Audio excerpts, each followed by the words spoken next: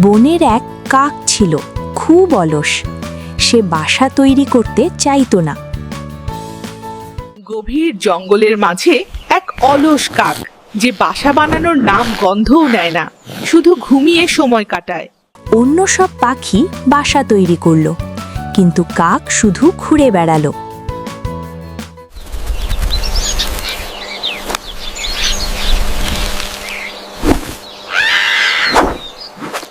জঙ্গলে একদিন ঝড় বৃষ্টি হলো।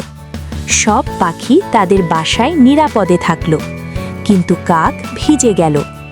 তখন সে বুঝল কাজ না করলে বিপদ হয়। হায় রে, কেন আমি শুকনো বাসায় থাকলাম না, এখন ঠান্ডায় জমে যাচ্ছি। এই গল্প থেকে শিখলাম সময় মতো কাজ করা খুব জরুরি।